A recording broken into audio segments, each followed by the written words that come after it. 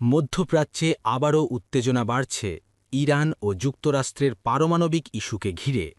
দুই পক্ষের মধ্যে চলছে হুমকি আর পাল্টা হুমকির লড়াই, যা পুরো অঞ্চলের নিরাপত্তা নিয়ে নতুন করে উদ্বেগ তৈরি করেছে। যুক্তরাষ্ট্রের প্রেসিডেন্ট ডোনাল্ড ট্রাম্প সতর্ক করে বলেছেন, দুই দেশের প্রতিনিধিরা যদি কোনো সমঝোতায় পৌঁছতে না পারেন, তাহলে ইরানের জন্য অপেক্ষা করছে খুব কঠিন পরিণতি। এই বক্তব্যকে অনেকেই সরাসরি সামরিক চাপের ইঙ্গিত হিসাবে দেখছেন। তবে ট্রাম্পের এই হুঁশিয়ারির জবাব দিতে দেরি করেনি তেহরান। ইরানের শীর্ষ কর্মকর্তা মহসেন রেজাই কড়া ভাষায় জানিয়েছেন, যুদ্ধ শুরু হলে আর কোনো ধরনের যুদ্ধবিরতি থাকবে না। তার ভাষায়, আলোচনার পথই সবার জন্য ভালো, কিন্তু যদি সংঘাত শুরু হয় তাহলে তা হবে দীর্ঘ ও ভয়াবহ। ইরানের এই বক্তব্যকে বিশ্লেষকরা দেখছেন একটি স্পষ্ট বার্তা হিসাবে। তারা বলছেন, তেহরান বোঝাতে চাচ্ছে যে তারা আর কোনো চাপ বা শর্ত মেনে নিতে প্রস্তুত নয়, ফলে পরিস্থিতি যে কোনো সময় নতুন দিকে মোড় নিতে পারে। এদিকে ওমানের রাজধানী মাস্কাটে পরোক্ষভাবে আলোচনা চালিয়ে যাচ্ছে দুই দেশের প্রতিনিধিরা।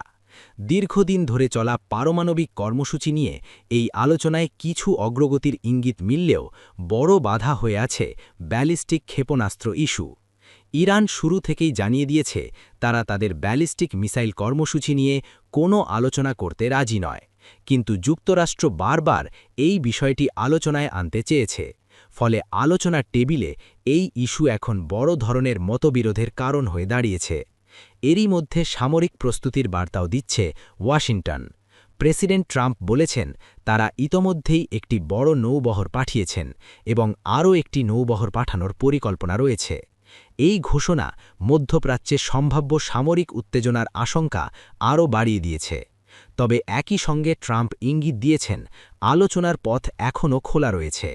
তিনি বলেছেন, ইরান আসলে একটি সমঝোতা চায় এবং আলোচনা ভালোভাবে এগোচ্ছে বলে তিনি শুনেছেন।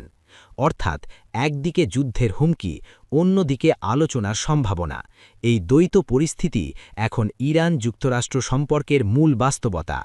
বিশ্লেষকদের মতে, দুই দেশের মধ্যে উত্তেজনা বাড়লেও উভয় পক্ষই সরাসরি যুদ্ধ এড়াতে চায়, কারণ এমন সংঘাত শুধু মধ্যপ্রাচ্য নয়, পুরো বিশ্বের অর্থনীতি ও নিরাপত্তার উপর বড় ধরনের প্রভাব ফেলতে পারে।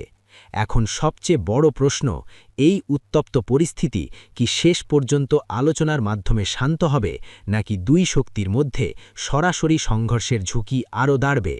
এই প্রশ্নের স্পষ্ট উত্তর এখনও কারও কাছে নেই। তবে নিশ্চিতভাবে বলা যায়, ইরান ও যুক্তরাষ্ট্রের সম্পর্কের পরবর্তী অধ্যায় শুধু মধ্যপ্রাচ্য নয়, পুরো বিশ্বের জন্যই অত্যন্ত গুরুত্বপূর্ণ হয়ে উঠতে চলেছে।